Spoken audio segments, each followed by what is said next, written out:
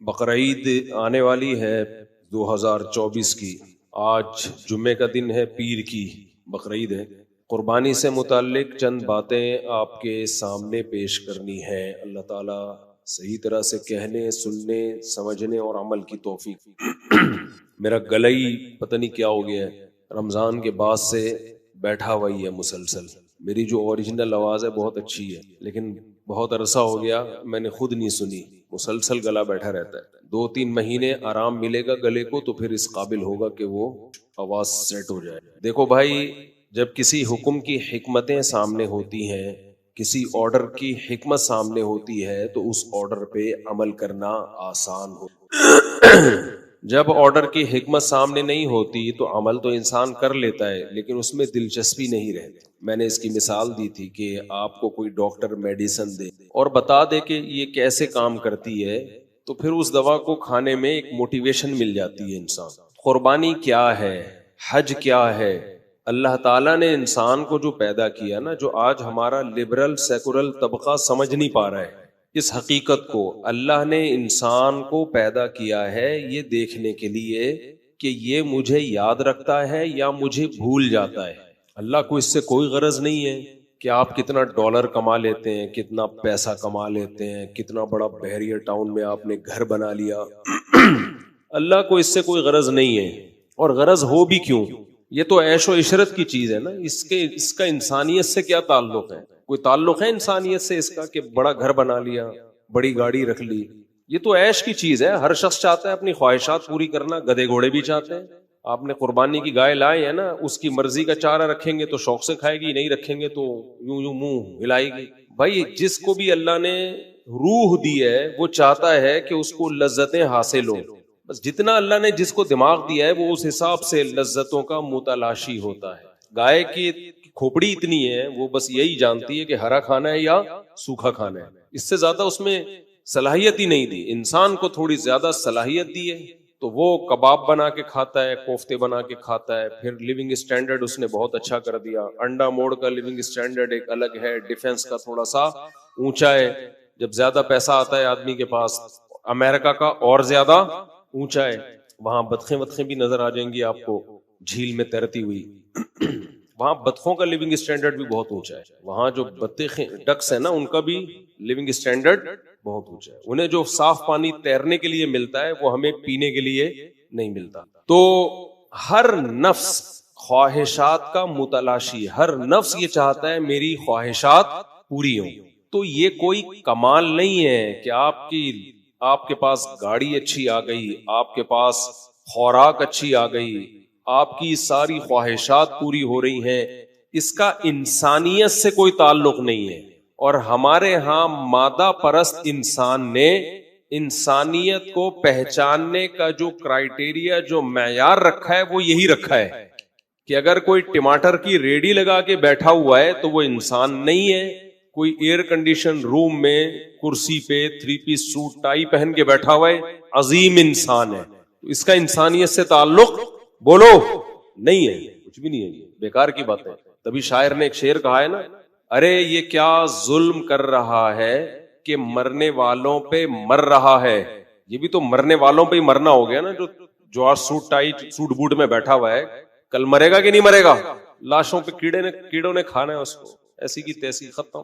ارے یہ کیا ظلم کر رہا ہے کہ مرنے والوں پہ مر رہا ہے، جو دم حسینوں کا بھر رہا ہے. حسینوں کا دم بھرنا کا مطلب یہ ہوتا ہے کہ جو بھی اٹریکٹیو چیز ہے نا اس کی طرف مائل ہو رہا ہے، اس کی تعریفیں کر رہا ہے. واہ، ویل ڈن، شاندار. ایک حد تک تو یہ ٹھیک ہے، ایک حد تک ٹھیک ہے. کوئی بھی اچھی چیز انسان کو لگے، شاندار ہی کہنا ہے اس میں. جیسے ہم نے امریکہ میں گھر دکھائے، ویل ڈن. تبھی لوگوں نے تانا کیا، ادھر کہتے ہو مسافر خانہ، ادھر کہہ رہے ہو ویل ڈن. تو اس میں تطبیق دے رہا ہوں میں. اچھا لگنا برا نہیں ہے، ایک حد تک لمٹ. زیادہ فری نہیں کراؤ.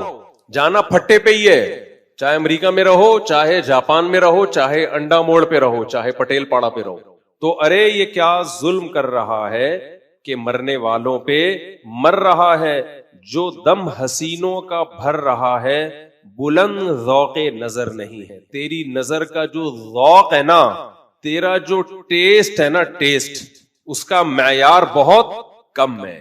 یہ بالکل ایسے ہے جیسے کسی کو آپ کوئی ایسی خوراک کھلا دیں جس میں بالکل بھی ٹیسٹ نہ ہو، بالکل ٹیسٹ نہ ہو، جلے ہوئے پیاز پڑے ہوئے ہوں اور پرانے آئل میں بریانی پکائی ہوئی ہو کسی نے، اس میں جلے ہوئے پیاز اور دیکھ کی کھرچن زیادہ اس میں، اور کسی کو دے دیں آپ وہ نوالے بھر بھر کے کھا رہا ہو، کہہ رہے یار ایسا ٹیسٹ آج تک میں نے نہیں دیکھا، لوگ کیا کہیں گے؟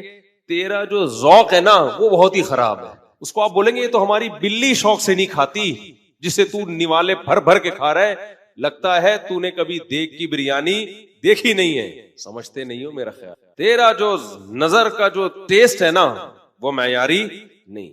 اور مزہ، ایک اور شعر آ رہا ہے ذہن، وہ فریب خوردہ ہے تو اس سے میچ نہیں کرتا، تھوڑا شعر اچھا ہے کیا کرے، بعض دفعہ وہ اس موضوع سے میچ نہیں کر رہا ہوتا لیکن میں نکال لوں گا، میچنگ نکال لوں گا۔ کہتے ہیں نا وہ فریب خوردہ شاہی جو پلا ہو کرگسوں میں، اسے کیا خبر کہ کیا ہے راہ و رسم شاہ بازی۔ بڑا خاندانی شعر ہے۔ دیکھو شاہین جو شہباز جسے کہتے ہیں نا، اس کا اسٹائل ہی نرالا ہو، وہ گندی چیزوں پہ نظر نہیں ڈال۔ گدھ کا کام ہے مردار، جو بحریہ ٹاؤن پہ مر رہا ہے نا وہ گدھ ہے، سمجھ رہے ہو؟ اور جو میرے امریکہ کے ولاگ دیکھ دیکھ کے رالے ٹپکا رہا ہے وہ بھی کیا ہے؟ گدھ ہے۔ میں خود نہیں رالے ٹپکائی میں نے، حالانکہ میں تو وہاں موجود تھا، اگر میں رالے ٹپکا رہا ہوتا میں 2 مہینے رہ کر آتا وہاں پہ، میں تو 1 ہفتے میں بھاگ آیا بھائی، اپنا انڈا موڑا یار، بچے تو یہاں ہیں، مرغیاں یہاں ہیں، مرغیاں انڈے یہاں دے رہی ہیں، سمجھ رہے ہو؟ تو ولاگ جو میں بناتا ہوں وہ دنیا الگ ہے، حقیقت کی دنیا کیا ہے بھائی؟ الگ ہے۔ وہ میں دکھاتا بھی اس لیے ہوں کہ دنیا دیکھ کے دنیا سے محبت نہ کرو پھر فائدہ ہے، بند کمرے میں بیٹھ کے آدمی دنیا کو مسافر خانہ سمجھے پھر کوئی کمال نہیں ہے۔ ابھی قربانی پہ بیان ہو رہا ہے لیکن ابھی لا رہا ہوں میں اس سے، لا رہا ہوں، پہلے زمین بنا رہا ہوں، پہلے زمین بنے گی، ہل چلے گا اس میں، پرانی جھاڑیاں نکلیں گی۔ اہل اللہ جو ہے نا وہ جب مراقبہ کرواتے ہیں نا اللہ کی محبت کا تو کہتے ہیں پہلے غیر اللہ کی محبت نکالو، پھر وہ مثال دیتے ہیں کہ جب کسان زمین میں پھل بوٹے لگاتا ہے تو خاردار جھاڑیاں پہلے نکالتا ہے۔ یہ دنیا کے گٹر جب تک ابل رہے ہیں نا، بحریہ ٹاؤن جو کھوپڑے کے اندر گھسا ہوا ہے اور اس کے گٹر ابل رہے ہیں، یہ جب تک گٹر نکلیں گے نہیں، نہ اسلام سمجھ میں آئے گا میرے بھائی، نہ اللہ کی محبت آئے گی، اسی پہ مرتا رہے گا، سوٹ بوٹ ٹائی اور گاڑی اور یہ اور کچھ چھچوری باتیں کرے گا کہ امریکہ کی ولاگ دیکھ کے دنیا کی محبت پیدا ہو رہی۔ تو وہ شعر مکمل کر لوں کہ شاہین جو ہے نا، شاہین شکار کر کے کھاتا ہے نا، اور اس کے شکار کا اسٹائل دیکھو آپ یوٹیوب پہ دیکھ لو، کیا ایگل بھی ایسے ہی کرتا ہے، کیسے دیکھا ہے نا، ایک بڑی مشہور ویڈیو ہے، ایگل نے جمپ ماری ہے، پانی کے اندر سے سانپ کو پکڑ کے لایا ہے اور ہوا میں سانپ سے لڑائی ہوئی ہے، ایسے پکڑا ہے پنجوں سے، اس کی فائٹ ہوا میں ہو رہی ہے اتنے لمبے سانپ سے، سانپ کوشش کر رہا ہے ڈسنے کی، اس نے منہ سے اس کو دبوچا ہوا ہے، اور اپنے لیے نہیں کر رہا یہ کام، اپنے بچوں کے لیے، کتنی محنت سے ہوا میں لڑائی، فضائی جنگ ہو رہی ہے باقاعدہ، اور اس کو اٹھا کے اپنے چھوٹے چھوٹے بچوں کے پاس لے کر پھر اس کا سر کھول کے بھیجا اپنے بچوں کی خدمت میں پیش کر کے، بیٹا آپ کے لیے آج باربیکیو کا ہم نے کوئلے ویلے لے آؤ۔ یہ اسٹائل کس کا ہے؟ گدھ کا یہ اسٹائل ہو سکتا ہے؟ گدھ مردوں کے لیے رکھے جاتے ہیں، پارسیوں کے ہاں نا اپنے مردوں کو گدھوں کے حوالے کیا جاتا تھا، اب شاید نہیں کرتے ہوں، تو گدھ مردار کھاتا ہے۔ گندگی صاف کرنے کے لیے شاہین اور ایگل نہیں رکھا جاتا۔ میں نے پاناما کے ساحل میں دیکھا بڑی صفائی ستھرا، مچھلی مارکیٹ میں کبھی آپ ہمارے ہی مارکیٹوں میں گزرے تو پہلی دفعہ جب کوئی گزرے گا تو بے ہوش ہو جائے گا، ہم تو عادی ہو گئے ہیں اس لیے اب بے ہوش نہیں ہوتے، اتنا گند۔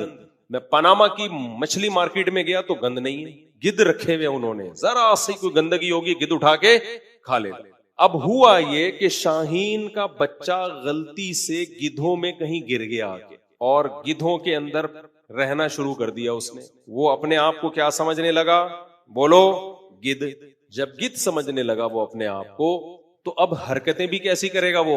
گدھوں جیسے، وہ اسٹائل کے عقابی آنکھیں اور ایسے اسٹائل سے اپنے شکار کو دیکھنا اور ایسے ناٹک کرنا کہ پہاڑ سے اپنے آپ کو گرا دینا اور پھر قریب جا کے پروں کو کھولنا، یہ سارے جو باز اور شاہین والے اسٹائل تھے، وہ شاہین کا بچہ گدھوں میں رہ کے وہ اسٹائل بولو بھول گیا، اس نے بھی وہی چھچوری حرکتیں شروع، گدھوں جیسے کام شروع کر دی۔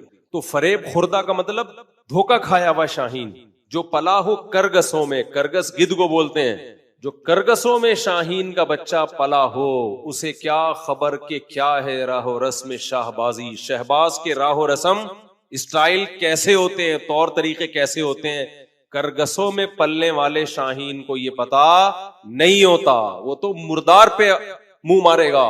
انسان کو اللہ نے بہت اونچا بنایا ہے, شہوتوں پہ مرنے والا نہیں, گاڑیوں پہ, بنگلوں پہ, پلاٹوں پہ, خواہشات پہ جان دینے والا نہیں بنایا.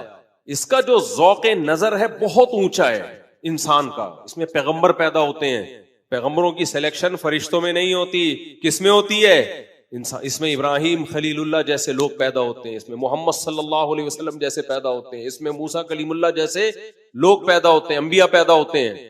ذوق نظر انسان کا بہت بلند. لیکن یہ جب دنیا پرستوں میں پلتا ہے نا, پہلے اپنے ابا اما کو دیکھا کہ انہوں نے 2 بچوں کے بعد نسل روک لی.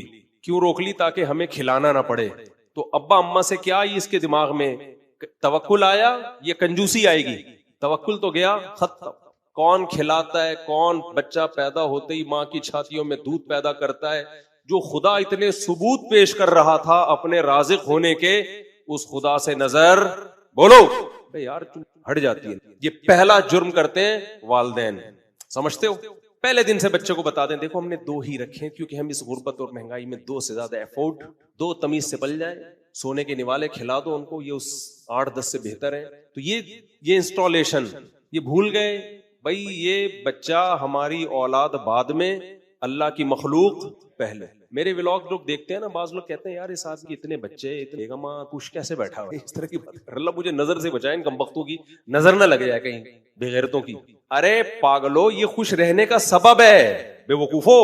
مجھے حیرانگی اس پہ ہوتی ہے جس کی بیوی نہیں ہے یا ایک بیوی ایک آدھ بچہ, وہ کیسے خوش ہے, اعتراض اس پہ کرو. تمہاری عقل مسخ ہو گئی ہے. جو خوشیوں کے اسباب لے کے گھوم رہا ہو وہ تو خوشی ہوگا. یعنی کیسا میڈیا نے کھوپڑی کو آؤٹ کر دیا ہے کہ جس کے پاس خوشیوں کے اسباب نہیں ہیں اس کو خوش سمجھ رہے ہیں, اور جس کے پاس خوشیوں کے اسباب ہیں اس کی خوشی پہ حیرانگی ہو رہی ہے, یہ خوش کیسے ہے. یہ میڈیا نے تمہاری کھوپڑی کیا کر دی ہے, فیملی پلاننگ والوں نے کھوپڑی آؤٹ کر دی ہے آپ کی. اولاد کو انہوں نے عذاب بنا کے پیش کیا ہے, حالانکہ وہ خوشیوں کا سبب ہے. انہوں نے عذاب بنا کے پیش کر دیا. یہی تو ہم تمہیں 20 سال سے چیخ رہے ہیں کہ اپنے سافٹ ویئر ٹھیک کرو, انگریز کی باتوں میں مت آؤ. انگریز فطرت کا باغی ہے, دشمن ہے. ان کا اپنا فیملی سسٹم برباد. گدے گھوڑے کتوں سے محبت جو قوم کر رہی ہے انسانوں کو چھوڑ کر, تم ان سے سیکھ رہے ہو یار فطرت. جو LGBT کو فروغ دے رہے ہیں وہ تمہیں بتائیں گے فطرت کیا ہے. دماغ خراب کر دیا یار. یا تو میں پاگل ہوں یا سارے پاگل ہیں بھائی, یا تو مجھے بھی اپنے جیسا بنا لو. پھر وہ لطیفہ یاد آتا ہے, کیا کریں یار, ابھی قربانی پہ بات کرنی ہے پھر سمجھانا پڑے گا.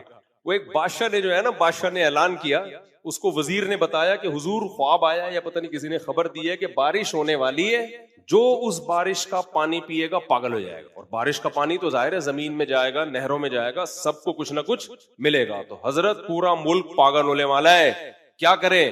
بادشاہ نے کہا تو بڑا عقل مند وزیر ہے, بتا مشورہ دے.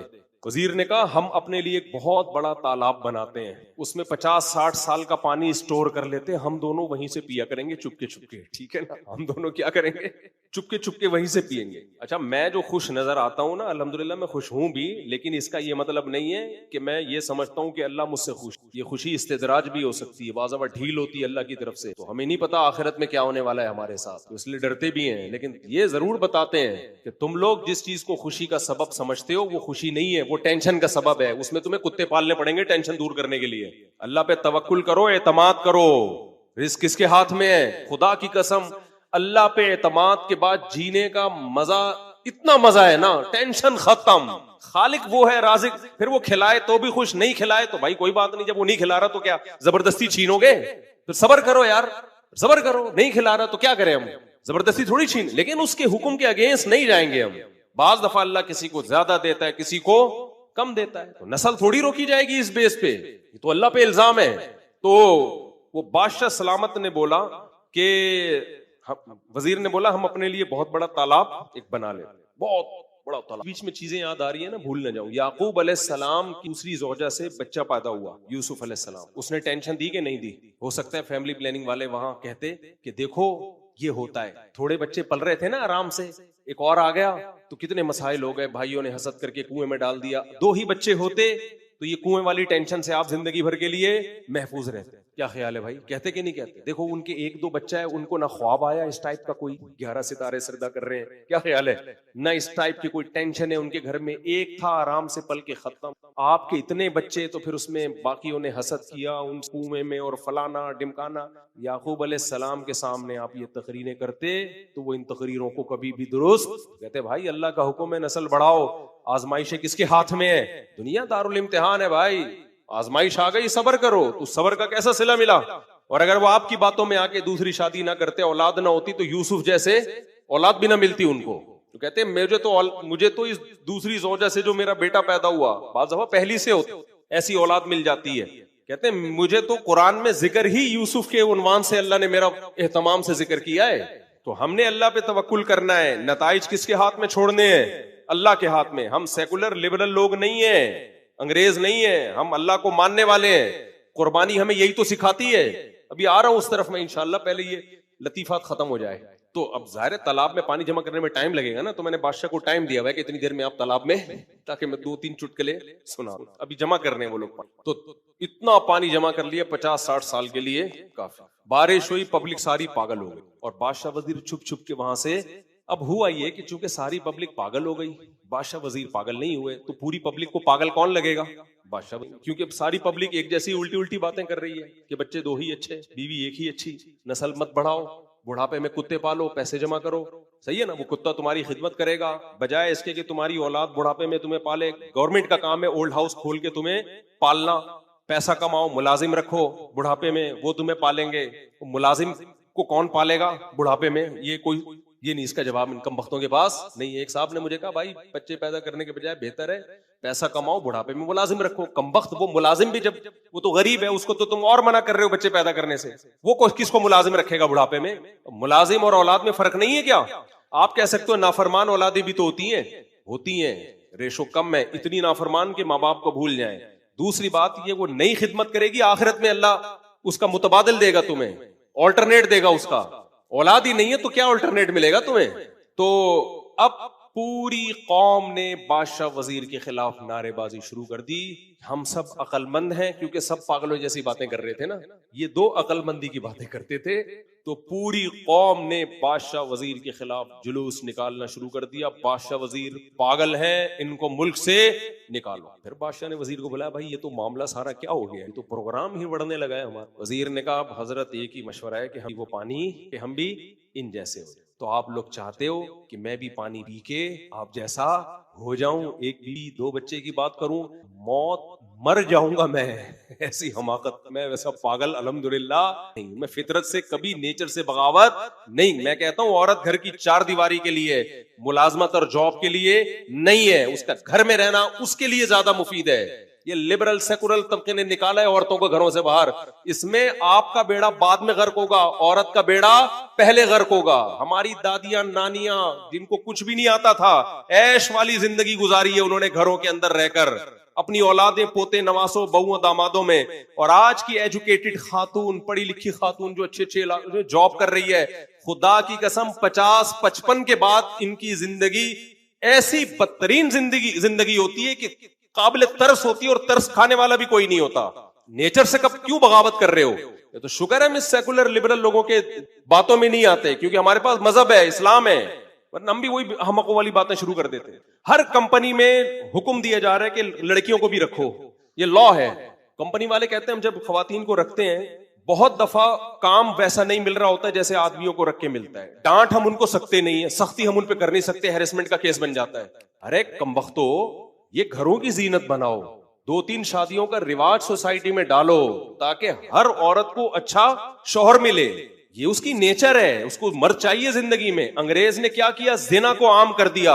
انگریز نے اس طور پہ نیچر سے بغاوت نہیں کی کہ بھئی عورت کو مرد ہی نہیں چاہیے, اس نے کہا گدے گھوڑوں والا سیٹ اپ بنا دیا اس نے. ٹھیک ہے بھائی, یا تو آپ یہ گدے گھوڑ والا سیٹ اپ قبول کر لو اپنی سوسائٹی کے لیے. جب یہ نہیں کر سکتے کیونکہ اس کے بہت خطرناک نقصانات ہیں, تو پھر وہی جو اسلام کا حکم ہے, بچی بالغ ہو کہاں بھیجو اس کو, اس کے گھر.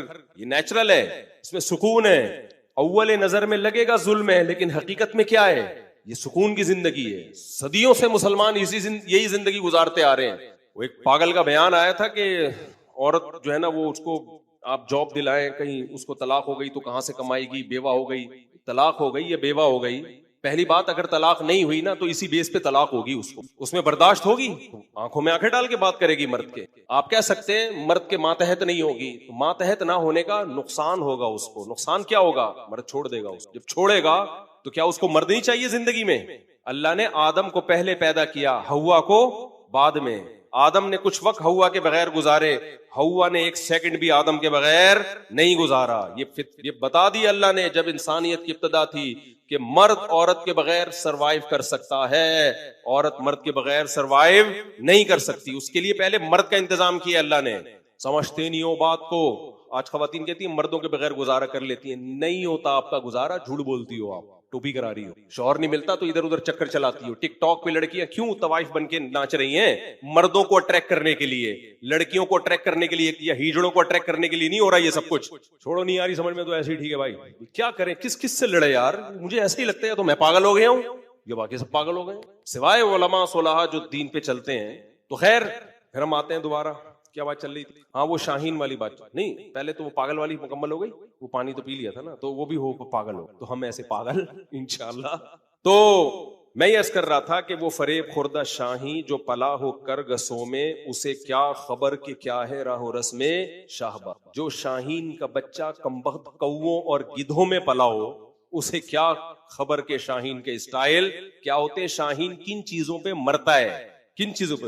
وہ قبروں سے مردے اکھیڑ اکھیڑ کے نہیں کھاتا. تو اسی طرح اللہ نے انسان کو ذوق نظر بہت بلند. پہلا انسان ایک پیغمبر تھا, آدم علیہ السلام پیغمبر تھے, نوح علیہ السلام, ابراہیم علیہ السلام, جنہوں نے اپنے بیٹے کو ذبح کرنے کے لیے لٹا دیا اللہ کی خاطر. تو انسان کا ذوق نظر بہت بلند. لیکن وہ کرگسوں میں جب پلتا ہے, دنیا پرستوں میں پلتا ہے, تو سب سے پہلے اپنے ماں باپ کو دیکھتا ہے. میرے ابا اماں نے نسل روکی تاکہ ہمیں ان کو کھلانا نہ پڑے, سارے پیسے ہم ہی کھا جائیں. پھر وہ میڈیا پہ اشتہار دیکھتا ہے, اشتہار میں بھی یہی کچھ, پیسہ بچائیے کل کام آئے گا, خرچ کیجئے قیامت میں کام آئے گا. ایسا کوئی ایڈ کوئی آتا ٹی وی پہ ہے بھائی؟ جتنے موٹیویشنل اسپیکر ہیں پیسہ کمانے کے طریقے بتا رہے ہیں, خرچ کرنے کا طریقہ بتاتے نہیں ہیں. بتاتے ہیں تو وہ اتنی ہلکی موٹیویشن ہوتی ہے کہ اس سے سوائے 5-10 روپے کے آپ کی جیب سے کچھ نکلتا نہیں ہے. سمجھتے ہو گے نہیں سمجھتے؟ تو ہر جگہ جب انسان یہی کرگسوں میں رہے گا تو دنیا مردار کی محبت کے گٹر اس کے دل میں ابلنا.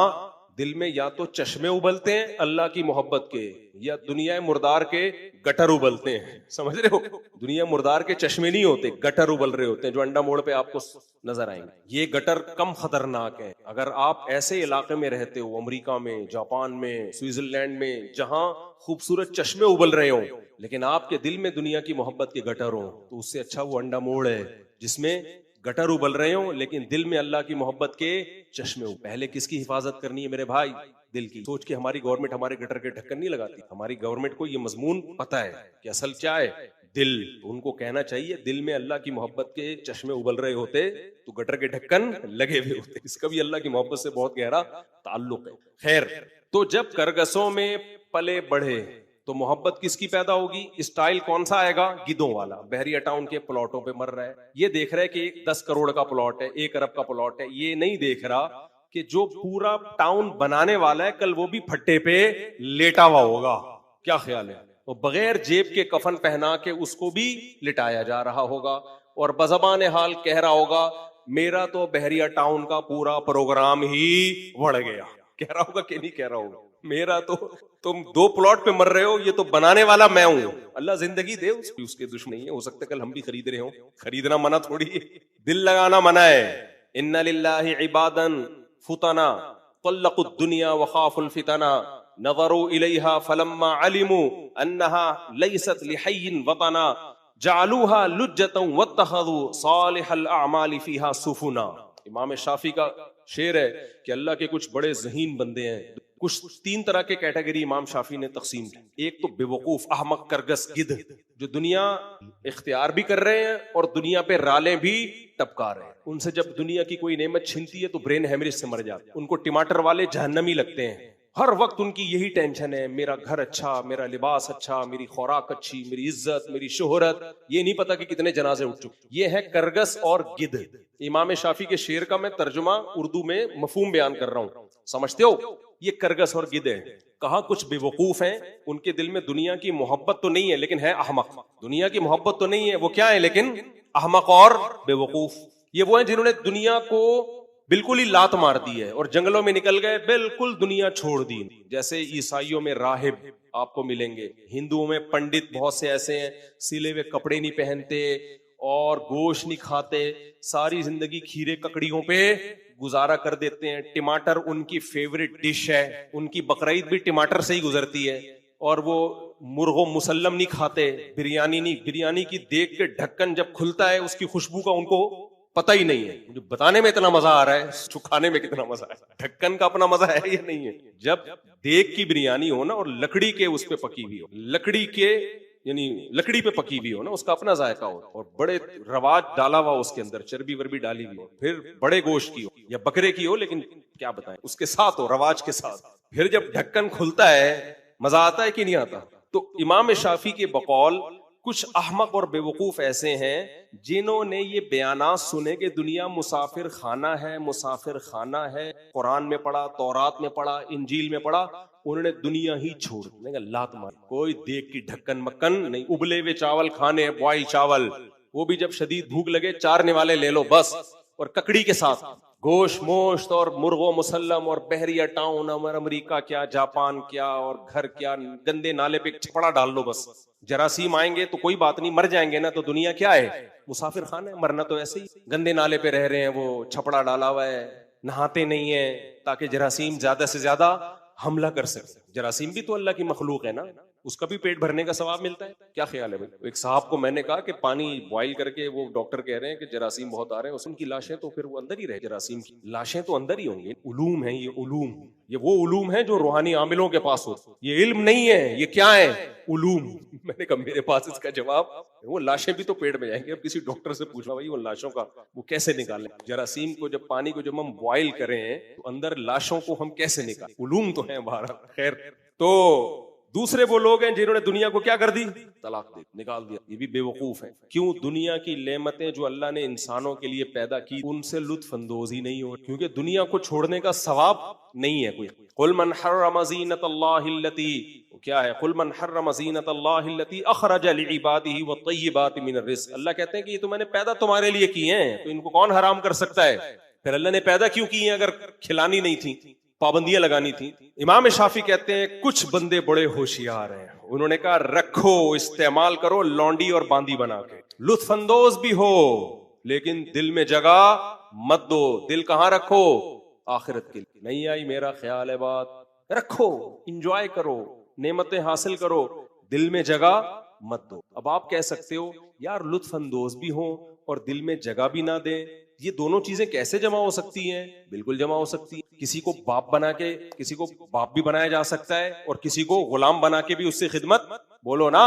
یہ وہ لوگ ہیں جنہوں نے دنیا کو باپ بنا لی. ملازم بناؤ گے تو خدمت زیادہ لوگے، لیکن ملازم کے مرنے پر اتنا غم نہیں ہوتا جتنا عزت داروں کو باپ اور ماں کے مرنے پر یا بیوی کے مرنے پر ہوتا ہے.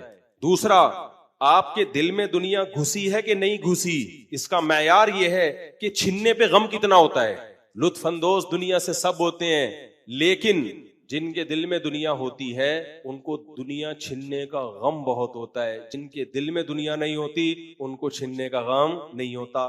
ایک مثال سے بات سمجھا کر پھر آتا ہوں میں قربانی کی طرف، جو اصل موضوع ہے. دیکھو، ایک آدمی نیا کراچی آیا، اس نے کبھی W11 نہیں دیکھی، اس کو آپ نے مشورہ دیا بھائی تو نیو کراچی سے فلاں علاقے میں جانا ہے، W11 میں. وہ ہمیشہ پیدل سفر کرتا تھا. ہمیشہ کیسے سفر کرتا تھا؟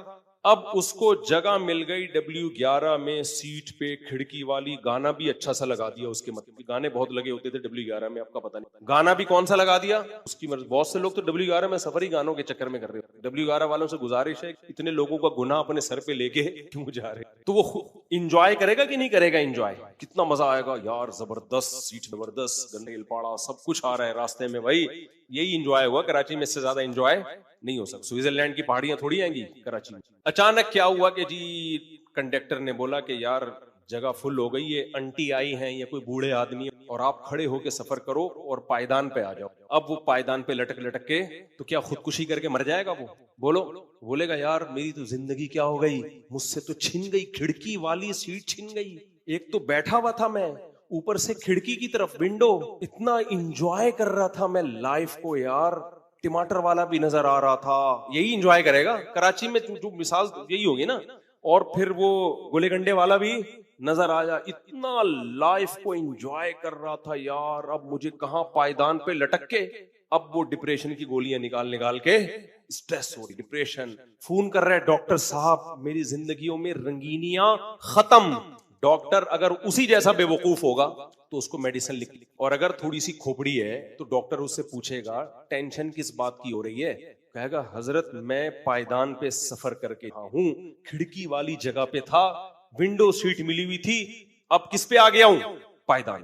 تو ڈاکٹر بولے گا کتنے دنوں کے لیے تو پائیدان پہ کھڑا رہے گا؟ سر دنوں کے لیے تو نہیں, آدھے گھنٹے بعد میں نے گرو مندر پہ, پتہ نہیں ڈبلیو آر گرو مندر جا رہی کہ نہیں, گرو مندر پہ اتر جاؤں گا میں. تو ڈاکٹر کہے گا بے وقوف آدمی, تو آگے جب گرو مندر پہ تو نے اترنا ہی ہے تو تھوڑی دیر صبر کر لے, کیونکہ جو سیٹ پہ بیٹھا ہوا ہے, جو تیری سیٹ جس نے لے لی ہے, وہ بھی گرو مندر پہ ہی اترے گا, آگے زیادہ زیادہ تھوڑا اور اگلے اسٹاپ پہ اتر جائے گا.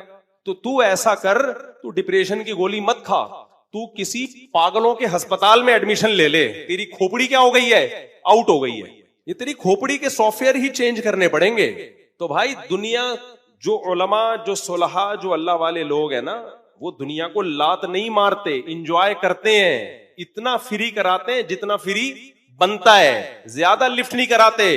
یہی وجہ ہے کہ ان سے دنیا چھن جائے تو ٹینشن میں نہیں جاتے, ان کو محبت ہی نہیں ہے. چھن گئی تو چھن گئی, کوئی بات نہیں بھائی, سفر ہے آگے, پھٹا ہے آگے, کیا ہے تھوڑے دنوں میں بعد کیا ہے, پھٹا ہے, جنازہ ہے, قبر ہے, پھر لٹا کے نکل لیں گے پتلی گلی سے, ختم قصہ. 3 دن تک رونا دھونا, بہت زیادہ قریبی رشتہ دار 1 سال تک عید بقرعید پہ یاد کریں گے, ابا تھے اب نہیں ہے, اس کے بعد کہانی ختم. تو قصہ ہی ختم ہونے والا ہو یار. مجھے لوگ بہت بول رہے ہوتے ہیں کہ اب آپ اپنا گھر بنا لیں, ذاتی گھر. میں نے کہا اب تو ویسے ہی نہیں بناؤں گا. اب بچوں کے لیے کوئی سوچ کے بنا لے تو الگ بات ہے. میں نے کہا اب تو ہماری آدھی سے زیادہ زندگی کیا ہو گئی ہے, جب آدھی سے زیادہ زندگی بغیر گھر کے گزار لی, اب مجھے اتنی بڑی حماقت لگتی ہے نا اس عمر میں اپنا گھر بنانا. وہی بات ہے, یا تو میں پاگل ہوں یا آپ بولو گے یار اسی عمر میں تو لوگ گھر بنا رہے ہوتے ہیں. میں اگر بناؤں گا بچوں کے لیے تو سوچ کے بنا لوں گا, چلو یار مر آ گیا, اب اللہ نے اگر مجھے گنجائش دی ہے, چلو یار ان کے لیے بنا. اگر بنایا ان کے لیے بحریہ ٹاؤن میں لے لو یار, مر آ گئے تو بےچارے کچھ بیچ باچ کے کچھ کر لیں گے. اگر اللہ نے گنجائش دی ہے, نہیں دی ہے تو یہ بھی نہیں سوچو, اور اگر دی ہے تو اس عمر میں یہ سوچا جا سکتا, اپنے لیے نہیں سوچا جا سکتا. میری رائے یہی ہے. ابے آدھی سے زیادہ زندگی گزر گئی ہے, اب کیا ہے یار, اب کیا اتنے کروڑوں روپے میں اینٹوں میں ٹھوپ دوں یار, میں پاگل ہوں. آپ بولو گے ہاں آپ پاگل ہو. کمنٹس میں آ رہا ہوگا کہ یہ مولوی بہت خطرناک ہے, ایسے اس طرح کے بیانات میں نا لوگ لکھ رہے ہوتے ہیں کہ یہ تمہیں گھر بنانے سے روک رہا ہے. سمجھتا نہیں ہے بات کو. وجہ اس کی ہے بھائی, آدھی سے زیادہ زندگی گزر چکی, اور یہ بھی کنفرم نہیں ہے کہ آدھی سے زیادہ گزرنا تو کنفرم ہے, پھر آدھی سے زیادہ کتنی, 75% کی, 80% کی, 90%, یہ کنفرم نہیں ہے. اتنا تو کنفرم ہے کہ آدھی سے زیادہ گزر گئی ہے. ساری زندگی گزار لی, اب کیا کرنا ہے بھائی, کیا خیال ہے بھائی؟ تو چلتے پھرتے ہی زندگی گزار لو. فری پھوکٹ میں مل رہا ہو تو لے لو, 5-10 ہزار کا مل رہا ہے تو بھی ٹھیک ہے. اتنے کروڑوں روپے پھونک دو یار اپنے لیے. ہاں اپنے بیوی بچوں کے لیے اس عمر میں کر لے, اگر اللہ نے گنجائش دی ہے تو ٹھیک ہے. اپنے لیے تو بے وقوفوں والی اتنے پیسے کیوں تھوپ دو بھائی, اتنے پیسوں سے کیا کرو, انجوائے. آپ کہہ سکتے ہیں اپنے گھر میں بھی تو انجوائے کرتا ہے, تو کرائے والے گھر میں زیادہ انجوائے, واٹ لگاتا ہے اس کی, ٹینشن اس کو دو. آپ نے اپنا گھر کسی کو کرائے پہ دے دیا نا, آپ کے کروڑ روپے لگے, ٹینشن وہ دے گا آپ کو. ہمیشہ دوسرے کی حماقت سے فائدہ اٹھو. اس نے کروڑوں روپے بنائے, آپ چند ہزار کرایہ دے کے فل ٹینشن دو, کیونکہ جو کرایہ دار ٹائم پہ کرایہ نہیں دیتے, کرایہ بڑھاتے نہیں ہیں. مکان کی ایسی اتنا کمبخت, جب کرایہ دار مکان خالی کر کے جاتا ہے نا, کمبخت نے اتنا کرایہ نہیں دیا ہوتا جتنا مالک مکان کی ریپیئرنگ پہ لگ جاتا ہے, ریپیئرنگ پہ لگا دیتا ہے پیسہ, کخ بھی ہاتھ میں نہیں آتا. خیر اب یہ کہاں میں قصہ لے گیا یار, اب آپ لوگ کس قسم کی باتیں, اس قسم کی باتیں ہی بھائی. تو وہ پائیدان پہ جس کو کھڑا کر دیا نا, وہ ٹینشن میں نہیں جائے گا. وہ کہہ رہا ہے تھوڑا مزہ وہاں زیادہ آ رہا تھا, یہاں کیا ہو رہا ہے, تھوڑا کم آ رہا ہے. یہی ہوگا, اس سے زیادہ کچھ بھی نہیں ہوگا. باقی آگے اڈے پہ اتر جائیں گے, قصہ ختم, بھول جائیں گے. کھڑکی والی سیٹ ملی تھی, یا دیکھو جو نیا نیا جہاز میں سفر کرتا ہے نا پہلی دفعہ, وہ ونڈو سیٹ پہ بیٹھتا ہے, بڑا انجوائے کرتا ہے نا وہ. میں اپنے بچوں کو فرسٹ ٹائم جب جہاز میں لے کر گیا, ونڈو سیٹ پہ ان کے پھڈے ہو رہے ہیں, ہمیں تو اچھا لگ رہا تھا, چھوٹی بچیاں کہہ رہی ہوں کہ میں بیٹھوں گی, وہ کہہ رہی میں بیٹھوں گی, پھر ایسا انجوائے کر رہے ہیں, جہاز اڑ رہا ہے, وہ بچے تو بڑا انجوائے کرتے ہیں. اس لیے میں کہتا ہوں جس کے بچے نہیں ہیں اس کی زندگی میں انجوائمنٹ, اس کے انجوائمنٹ پھر پتہ ہے کیا ہے, سٹے, شراب, کتے, یہ 3 چیزوں سے انجوائے. لڑکیاں زنا کاری والی, اور وہ بھی ایک حد تک ہے, 50 سال کے بعد گولیاں کھا کھا کے جائے گا وہاں بھی, اور اس کے بعد گولیاں بھی جواب دے جائیں گے, بڈھا ہو کے مرے گا سڑی ہوئی موت. تبھی تو میں کہتا ہوں ان ملکوں کا ایک باہر کی دنیا ہے, ایک اندر کی دنیا. اس پہ لبرل لوگ بہت مجھے برا بلا کہتے ہیں, مفتی صاحب بہت مبالغہ کر رہے ہیں. مبالغہ نہیں کر رہے ہم, یہ جو کہتے ہیں نا وہاں بھی بہت لوگ خوش ہیں, یہ مسلم فیملیاں خوش ہیں, کلچر یہی والا رکھا ہوا ہے اور سہولتیں وہاں والی. پھر وہاں بھی جب خوش ہو گئے امریکہ جاپان میں, جب مذہب ہے آپ کے پاس تو پھر وہاں آپ یہاں سے یقیناً زیادہ خوش ہو گئے. لیکن اگر مذہب نہیں ہے میرے بھائی تو پھر وہ تمام تر دنیا کی رنگ رلیاں آپ کے دلوں میں سکون نہیں ڈال سکتی. فطرت سے بغاوت کی تو دنیا میں فطرت انتقام لیتی ہے.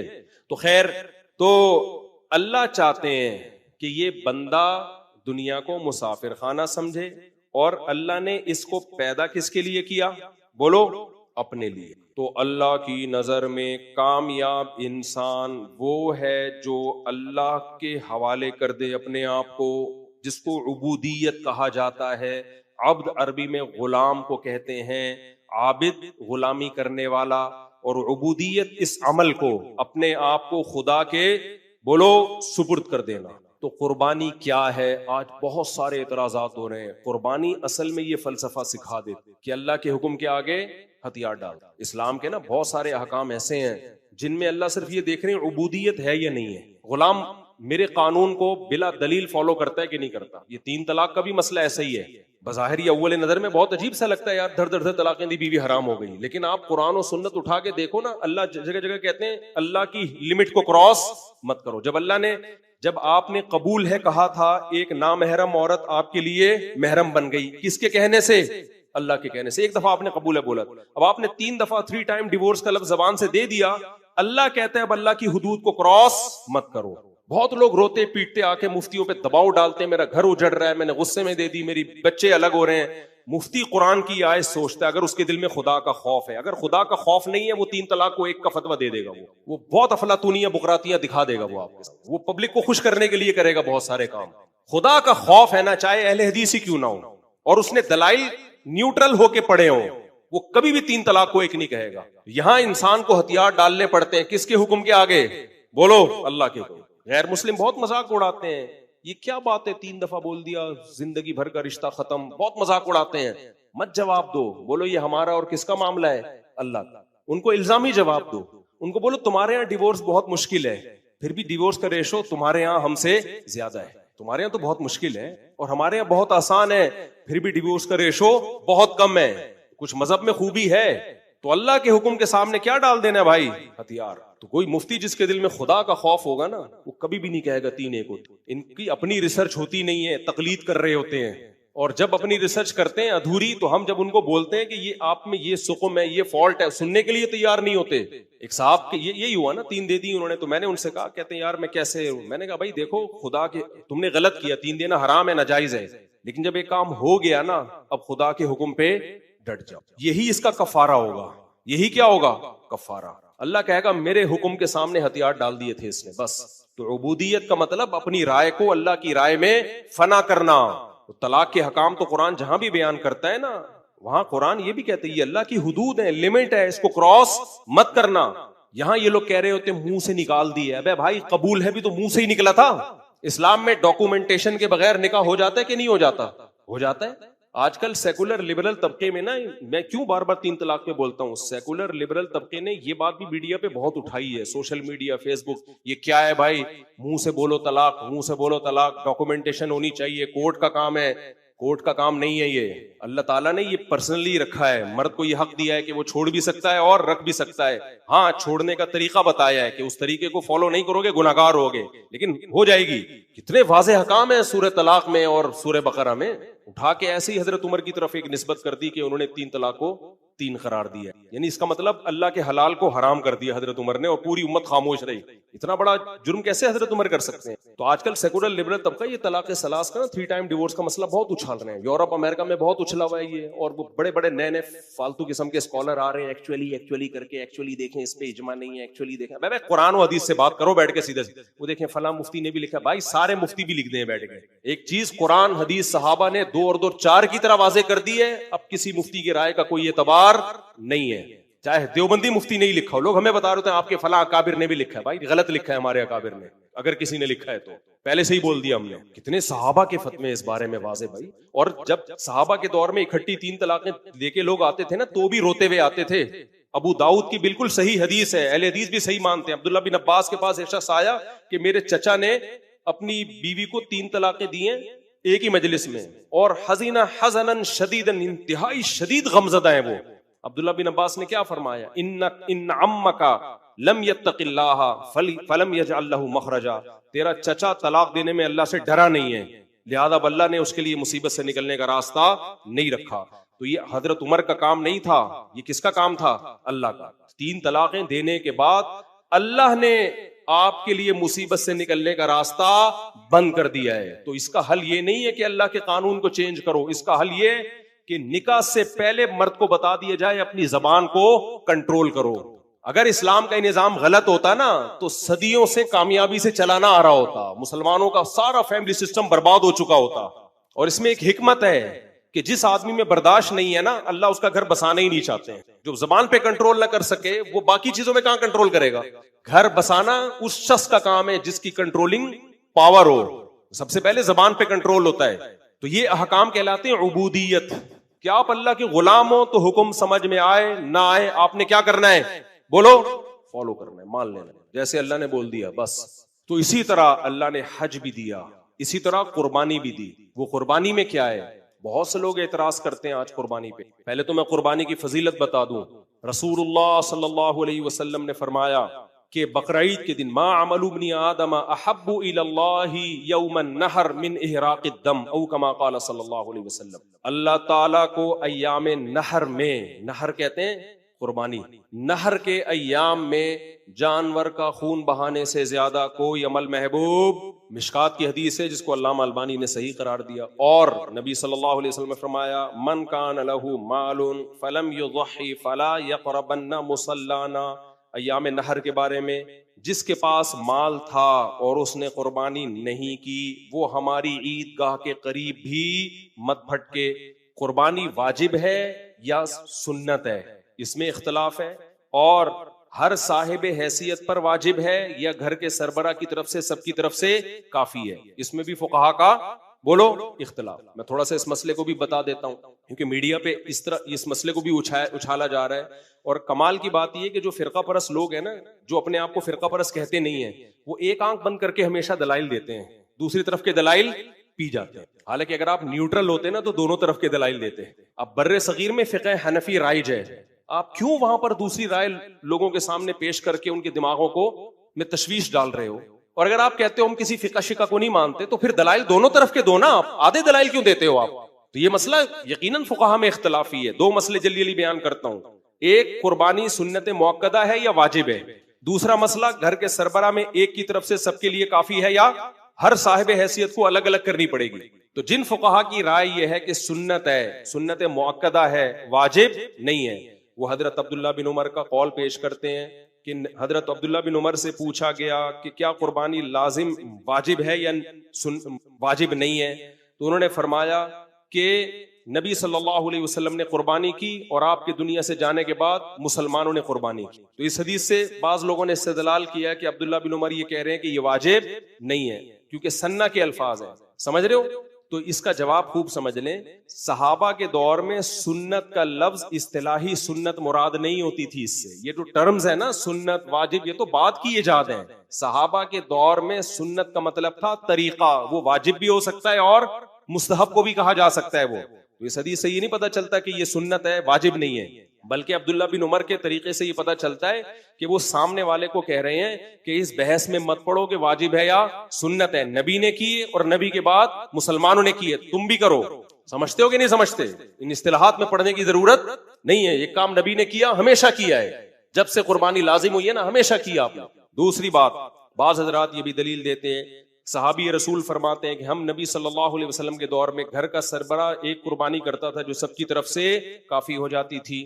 اس کا جواب یہ ہے کہ عام طور پر گھر کا سربراہ ہی صاحب حیثیت ہوتا ہے. اس زمانے میں خواتین میں جاب کا رجحان نہیں تھا کہ وہ بھی صاحب نصاب ہو.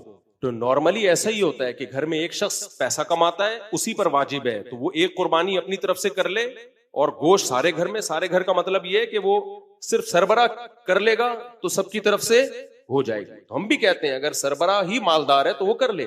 لیکن آج کل کیا ہو رہا ہے کہ خواتین کے پاس بہت زیادہ گولڈ ہوتا ہے، بعض دفعہ آپ کے بچے کی بھی اچھی خاصی ارننگ ہے. تو ہم یہ کہتے ہیں کہ دوسری حدیث کے پیش نظر پتہ چلتا ہے کہ جو بھی صاحب مال ہے تو اس پر الگ سے قربانی واجب ہے. اور ویسے بھی قیاس کا تقاضا کیا ہے کہ ایک عبادت کبھی دوسرے کی طرف سے کافی نہیں ہوتی. میں آگے امام حنیفہ کے بھی دلائل دیتا ہوں آپ کو جلدی جلدی. تیسری دلیل یہ دی جاتی ہے کہ حضرت ابو بکر اور عمر رضی اللہ تعالیٰ عنہ قربانی نہیں کرتے تھے، کراہت ان یقتدی بہما، اس خوف سے کہ لوگ ان کو فالو کرنا نہ شروع کر دیں. یہ حدیث ہے، صحیح حدیث ہے. تو بعض علماء اس کا مطلب بتاتے ہیں دیکھو اگر واجب ہوتی تو ابو بکر عمر تو کرتے نا، وہ نہیں کر رہے تاکہ لوگ اس کو لازم نہ سمجھیں. اس کا جواب یہ ہے کہ حضرت ابو بکر اور حضرت عمر صاحب مال نہیں تھے، کہ تو پیون زدہ کپڑے ہوتے تھے. وہ اگر قربانی کرتے تو لوگ یہ سمجھتے ان کے عمل کو دیکھ کر کہ غریب پر بھی قربانی واجب ہے، حالانکہ غریب پہ قربانی کسی کے نزدیک بھی واجب. ورنہ یہ کیسے ممکن ہے کہ ایک کام نبی صلی اللہ علیہ وسلم نے ہمیشہ کیا ہو مدینہ آنے کے بعد اور اتنی تاکید بیان کی ہو، اور ابو بکر عمر یہ کہہ کے چھوڑ دیں کہ لوگ کرنا نہ شروع کر دیں؟ کہیں سمجھ میں نہیں آ رہی میرا خیال ہے بات. وہ تو کریں گے کہ نبی نے کیا تو ہم بھی کریں. وہ جو چھوڑا ہے نا انہوں نے، یہ کہ لوگ ایسا نہ ہو کہ غریب پہ بھی قربانی کو واجب سمجھے. اس میں حرج ہے، ایک آدمی کے پاس پیسہ ہے نہیں اور آپ اس کو مکلف بنا رہے کہ وہ قربانی کرے. باقی امام حنیفہ کے دلائل اس بارے میں بہت مضبوط ہیں. نمبر 1 یہ جو میں نے آیت پڑھی، انا اعطیناک الکوثر فصل لربک وانحر، اے نبی آپ نماز بھی قائم کیجئے، وانحر اور قربانی بھی کیجئے. تو یہ بقرعید ہی کی تو قربانی مراد ہے، کیونکہ ان دنوں کے علاوہ اسلام میں قربانی مشروع نہیں ہے. تو یہی قربانی ہے. امام صاحب دلائل میں سب سے پہلے کس کو رکھتے ہیں؟ قرآن کو. امام ابو حنیفہ کی عادت ہے سب سے سپیریئر کس کو رکھتے ہیں؟ وہ قرآن کو. اس سے پھر یہ اس حکم پر عمل کب کریں ہم؟ ونحر کے حکم پر. نمبر 2 یہ جو حدیث میں نے ابھی پڑھی ہے جس کو علامہ البانی رحمہ اللہ نے صحیح کہا ہے، من کان لہ مال فلم یضحی فلا یقربن مصلانا، جس کے پاس مال ہو اور وہ قربانی نہ کرے وہ ہماری عیدگاہ کے قریب بھی نہ پڑے. تو اس سے پتہ چلتا ہے جو بھی صاحب مال ہے، اس میں مرد اور عورت کا فرق نہیں رکھا، گھر کے سربراہ اور ماتحتوں کا فرق نہیں ہے. ٹھیک ہے دوسری طرف بھی دلائل ہے، لیکن یہ بھی تو ہے نا. یہ آج کل کے اسکالر یہ کیا کہ ایک آنکھ بند کر کے دلائل پیش کر رہے ہوتے ہیں، دوسرے کو پی رہے ہوتے ہیں. تو جس ملک میں جو فقہ رائج ہے، جس کی طبیعت میں فساد نہیں ہوگا نا، وہ اسی فقہ کے حساب سے مسئلے بتائے گا. جس کی طبیعت میں 1.5 اینٹ کی الگ مسجد ہے وہ لوگوں کو کنفیوژن میں ڈالے گا. کتنے لوگوں کے فون آ رہے ہیں، فلاں کہہ رہے ہیں لازم نہیں ہے، فلاں کہہ رہے ہیں ایک سب کی طرف سے کافی ہے، فلاں یہ کہہ رہے ہیں. بھائی ہمارے ایک دوست ہیں اہل حدیث، وہ اس طرح کی کمپین چلا رہے ہیں، اچھے سمجھدار ہیں. میں نے ان کو میسج بھیجا، میں نے کہا جب آپ کو پتہ ہے یہاں سب فقہ حنفی کو فالو کرتے ہیں اور اس میں بھی دلائل ہیں، تو آپ کیوں لوگوں کو ایک 1.5 اینٹ کی ایک الگ تبلیغ کر رہے ہو بیٹھ کے؟ کیوں کنفیوژن میں ڈال رہے ہو بھائی لوگوں کو؟ علماء کا وقت اس میں ضائع ہوگا. اب اس کے جواب، پھر اس کا جواب، پھر اس کا جواب. آپ اپنی ذات تک اس کو کیوں نہیں رکھ لیتے؟ تو من کان لہ مال فلم یضحی فلا یقربن مصلانا، تو یہ دوسری دلیل ہے قربانی کے لازم ہونے کی. تیسری دلیل، نبی صلی اللہ علیہ وسلم سے جب صحابہ نے پوچھا کہ یہ قربانی کیا ہے تو نبی نے کیا فرمایا؟ سنت ابیکم ابراہیم، تمہارے باپ ابراہیم کی سنت. سنت سے مراد طریقہ. تو بتاؤ ہم یہ کام کس کی سنت کو فالو کرنے کے لیے کر رہے ہیں؟ ابراہیم. تو ابراہیم علیہ السلام پر اپنے بیٹے کو ذبح کرنا سنت تھا یا واجب تھا؟ بولو نا. واجب تھا. لازمی حکم تھا؟ نہیں آئی بات. تو ان کی سنت میں جب ہم قربانی کریں گے تو لازمی طور پہ ہی کریں گے، آپشنل بولتے کیوں نہیں؟ ہذا من المواہب، یہ علماء سمجھتے ہیں اس کا مطلب ہذا من یہ جو پوائنٹ ہے نا یہ من المواہب ہے. یہ آپ کی سمجھ میں نہیں آئے گا، علماء کو پتہ کیا. تو ابراہیم علیہ السلام کا طریقہ بتایا ہے. تو ابراہیم علیہ السلام کے لیے آپشنل نہیں تھا. یا ابت افعل ما تؤمر، بچے نے کہا اے ابا اللہ کی طرف سے آپ کو جو آرڈر ہے آپ اس آرڈر پہ عمل کر لیں. اسماعیل علیہ السلام نے یہ نہیں کہا کہ یہ آپشنل ہے آپ کے لیے, بہتر ہے کہ آپ کر لیں, نہیں بھی کریں تو کوئی حرج نہیں ہے. یہ آپشنل نہیں تھا, ابراہیم علیہ السلام کے لیے کیا تھا, واجب تھا. تو اس کا آلٹرنیٹ میں جانور دیا گیا, تو وہ بھی وجوبی طور پر ابراہیم علیہ السلام نے ذبح کیا ہے, لازم تھا ابراہیم علیہ السلام پہ. تو ہم ابراہیم علیہ السلام کی سنت میں یہ کام کر رہے ہیں, تو سنت میں اصل یہی ہے کہ اسی طور پر آپ نے اس کو فالو کرنا ہے. تو ہمارے لیے بھی کیا ہے, یہ واجب ہے.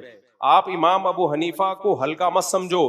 امام ابو حنیفہ کے دلائل کی جب ڈیپتھ میں جاتا ہے نا انسان, تو پتا چلتا ہے کہ امام صاحب نے قرآن و حدیث پہ بہت ریسرچ کی ہے, ہر طرح کے دلائل اکٹھا کرنے کے بعد وہ فتویٰ دیتے تھے. ہم یہ نہیں کہہ رہے کہ وہ معصوم ہے, ان سے کوئی غلطی نہیں ہو سکتی. آج کل کے اسکالر سے غلطی کا امکان زیادہ ہے, ان لوگوں سے غلطی کا امکان کم ہے. پھر بھی مسئلہ اختلافی ہے, لیکن جب اختلافی ہے تو اختلافی تو سمجھو نا اس کو. آپ ایک طرف کے دلائل کیوں بیان کرتے ہو, دونوں طرف کے کیوں بیان نہیں کرتے آپ؟ تو نبی نے کیا فرمایا, تمہارے باپ ابراہیم کی بولو سنت ہے. ایک اور دلیل, ایک صحابی نے عید کی نماز سے پہلے جانور ذبح کر لیا, تو آپ صلی اللہ علیہ وسلم نے کیا فرمایا کہ ان کو اضافی پیکج دیا گیا کہ تمہارے لیے تو ہو گئی, لیکن آج کے بعد کسی کے لیے عید کی نماز سے پہلے ذبح کر دیا تو وہ گوشت, وہ لحم الاضحیہ نہیں ہے, وہ قربانی کا گوشت نہیں ہے, وہ ایسے ہی جانور کا گوشت. تو یہ جو آپ صلی اللہ علیہ وسلم نصاب بتا رہے ہیں کہ عید کی نماز سے پہلے نہیں ہوگا, اگر کر دی تو یہ بھی وجوب کی طرف اشارہ ہے, کیونکہ اس طرح کی قید قیودات عام طور پر اس حکم میں لگتی ہیں جو واجب ہوتا ہے, ورنہ آپشنل ہوتا تو آپ کہہ رہے کوئی بات نہیں, تم نے اگر عید سے پہلے کر دیا ہے تو کوئی لازم تو ہے نہیں, اللہ قبول کرنے والا ہے, عید کے بعد کرنا ہو تو کر لینا, نہیں کرنا ہو تو نہیں کرنا. لیکن آپ نے کیا فرمایا, اصولی طور پر تم پہ دوسرا جانور لازم تھا, یعنی مطلب حدیث کا یہی ہوگا, لیکن تمہارے لیے اللہ نے اجازت دے دی ہے.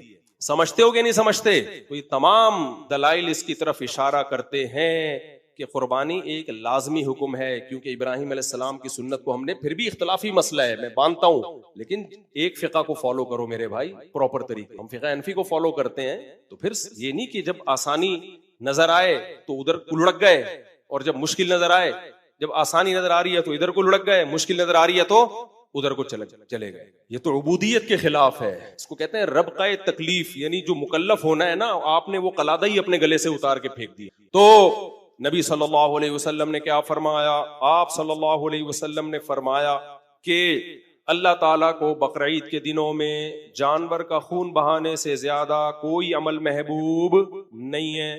نمبر 2, پھر آپ نے یہ بھی فرمایا کہ یہ جانور اپنے خون اور کھر کے ساتھ ترازو میں, یعنی اس کا اجر تولا جائے گا. او کما قال صلی اللہ علیہ وسلم فطیبوا بها نفسکم, فرمایا خوش دلی سے کیا کرو قربانی. یہاں پر جو ہمارا ایک لبرل سیکولر طبقہ ہے نا, وہ ایک بہت آواز اٹھائے, اتنے پیسے کسی غریب کو دے دیے جاتے, ایک ہی دن میں کروڑوں اربوں کے مالیت کے جانور آپ کاٹ دیتے, کتنا گوشت اس میں ضائع ہو جاتا ہے, جانوروں پہ ظلم ہے, یہ سب باتیں بہت کی جاتی ہیں. ان کے 2 جواب ہیں. ایک کہتے ہیں الزامی, الزامی کا مطلب ہوتا ہے کہ یہ دلیل جب آپ کے اگینسٹ جاتی ہے تو پھر آپ اس کو نہیں مان. اور ایک ہے تحقیقی, سمجھتے ہو؟ دیکھو تحقیقی جواب اس کا یہ ہے کہ صحابہ نے بھی نبی سے پوچھا تھا کہ یا رسول اللہ یہ قربانی کیا ہے, آپ نے فرمایا سنت ابیکم ابراہیم, تمہارے باپ ابراہیم کی سنت. ابراہیم علیہ السلام سے جب اللہ نے کہا تھا کہ بیٹے کو ذبح کرو, کوئی لاجک بنتی تھی اس کی ہے بھائی؟ ابراہیم علیہ السلام اللہ سے کہہ دیتے اے اللہ 7 سال کا بچہ میرا معصوم, تو نے میری قربانیوں کے صلے میں دیا تھا, اگر اسے قربان کرانا تھا پہلی بات دیا کیوں؟ نمبر 2, اس میں انسانیت کا کیا فائدہ ہے؟ نمبر 3, اتنے پیسے میں کسی غریب کو دے دوں, کسی غریب کی بچی کی شادی کرا دوں, کیا خیال ہے بھائی؟ اس زمانے میں غریبوں کی بچی کی شادیاں پیسوں سے نہیں ہوتی تھی. جن علاقوں میں بھی 4 شادیوں کا رواج ہے نا, وہاں مردوں کی شادیوں پہ پیسہ خرچ ہوتا ہے, غریبوں کی بچیوں کی شادیوں پہ کبھی بھی پیسہ خرچ نہیں ہوتا. لیکن خیر میں ایک مثال کے طور پہ کہہ رہا ہوں, کیونکہ یہ جملہ بہت بولا جاتا ہے کہ اتنے پیسوں سے اے اللہ میں کسی غریب کی بچی کی بولو شادی کرا دیتا ہوں. یہ ساری لاجک ابراہیم علیہ السلام پیش کر سکتے تھے کہ نہیں کر سکتے تھے؟ اے اللہ تو جو ہے اس کی ماں کو کیا میں بتاؤں گا کہ بچہ کہاں گیا جو میں مکہ میں چھوڑ کر گئی تھی, جس کی ایڑیوں سے زمزم کا چشمہ نکلا تھا. اے اللہ تو نے تو عورت پہ رحم کا حکم دیا ہے, وہ میری بیوی ہے, میرا خیال نہیں کرتا, تو کم از کم اس کی ماں کا خیال کر لے. کتنی قربانیاں دے کے آئی تھی وہ یہاں پہ اس بچے کو لے کر تیری یاد میں, اگر تو نے اس کو ذبح ہی کروانا تھا تو یہ سب کچھ کرنے کی کیا ضرورت تھی؟ ہے بھائی, تو اتنی دلائل ابراہیم علیہ السلام دے سکتے تھے، ایک دلیل بھی اللہ کے سامنے نہیں دی. کیوں؟ یہ بتانے کے لیے کہ جب انسان کو آرڈر کرتا ہے اس سے دلیل پوچھی جا سکتی ہے. اللہ جب آرڈر کرتا ہے اگر اس سے بھی دلیل پوچھی جائے گی، اس کا مطلب اللہ میں اور انسانوں میں آپ کی نظر میں کوئی فرق نہیں. پھر آگے اسماعیل علیہ السلام سے جب ابراہیم علیہ السلام نے کہا کہ میں نے خواب دیکھا میں تجھے ذبح کر رہا ہوں، تو اسماعیل علیہ السلام نے بھی کوئی لاجک پیش نہیں کی. ابا آپ اللہ میاں سے دوبارہ خواب جب اس قسم کا آئے تو آپ پوچھئے گا، اے اللہ میں نے اپنے بیٹے سے یہ کہا تھا تو میرے بیٹے نے کہا میرا کیا قصور ہے بھائی، مجھے کیوں کاٹا جا رہا ہے، میں نے تو کسی پہ کبھی ظلم نہیں کیا. اور اگر ذبح ہی کروانا ہے تو باپ سے کیوں، کسی اجنبی سے کروا دیں. باپ کے لیے کتنا مشکل ہے بیٹے کے گلے پہ چھری پھیرنا. ایک دلیل بھی نہیں دی ابراہیم علیہ السلام. تو جو خدا کو خدا مانتا ہے، محمد صلی اللہ علیہ وسلم کو پیغمبر مانتا ہے، اس کے لیے قربانی کرنا، جانور کو حلال کرنے کے لیے کسی لاجک کی ضرورت بولو نہیں ہے. وہ لاجک پوچھے گا اپنے قربانی کی اجر کو ضائع کرے. ابراہیم علیہ السلام اگر لاجک پوچھتے تو خلیل اللہ تھوڑی بنتے. شیطان نے لاجک پوچھی تھی جب آدم علیہ السلام کو اللہ نے کہا نا، شیطان کو کہا کہ آدم کو سجدہ کرو، تو شیطان سجدہ کرنا زیادہ مشکل کام ہے یا بیٹے کو ذبح کرنا زیادہ مشکل؟ ادھر ذبح کا آرڈر دیا جا رہا ہے معصوم بچے کو، وہاں لاجک نہیں پوچھی جا رہی. اور شیطان کو اس سے کم درجے کا حکم دیا جا رہا ہے کہ سجدہ کر لو. بہت آسان تھا وہ، اس میں لاجک پوچھ رہے کیوں، why, how is it possible for me to do this. یہ ممکن نہیں. پڑھا لکھا تھا نا، پی ایچ ڈی. آج کل کے جیسے لبرل لوگ ہیں نا، پروفیسر، بعض پروفیسر، سب نہیں، ایک بھی ہوتے ہیں اس میں، بڑے ماڈرن قسم کے ڈاروین کی تھیوری پیش کر رہے ہوتے ہیں یونیورسٹیوں میں جا کے. یہ نہیں دیکھتے کہ کھوپڑی میں آنے والا نظریہ یہ ہے نہیں. تم لوگوں نے ایسا کلمہ گورے کا پڑھ لیا ہے کہ جس لائن پہ اس نے لگا دیا تمہیں بول دیا تمہارے باپ دادا بندر تھے، تم نے مان لیا، بس دم ہلا رہے ہیں اس کے پیچھے چلے جا رہے ہیں.